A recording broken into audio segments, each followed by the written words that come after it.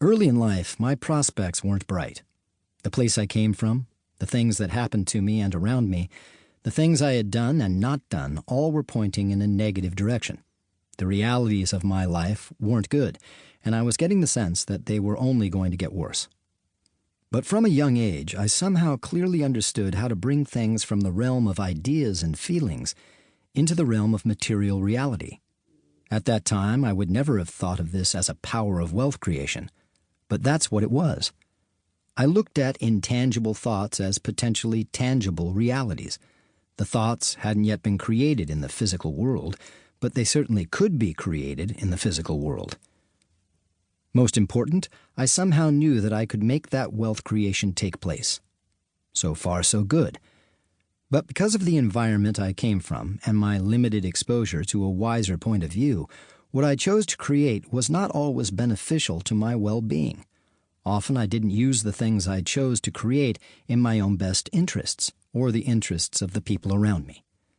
The main thing I chose to create was very large amounts of money. I've been there and I've done that. But I don't want to distract you with stories about all the expensive cars I owned. Instead of what I owned, I want to focus on what I learned and share that knowledge with you. My personal life has had many twists and turns, but I've had a wonderful financial life. That doesn't mean there weren't setbacks, but I've learned a lot about money. And while I was learning about money, I learned a lot of hard lessons about life as well. While still in my 20s, I became a millionaire, and by that I mean I had $1 million to spend.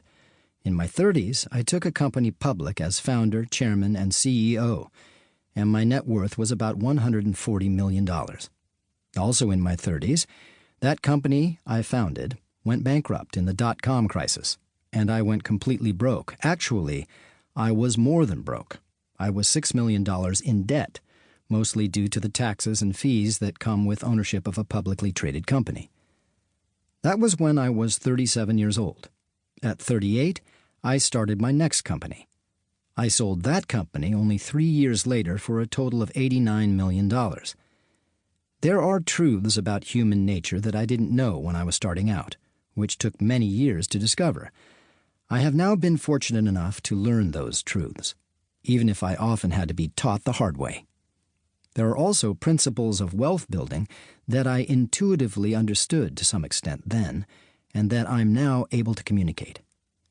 This book's title, Truthenomics, combines two elements.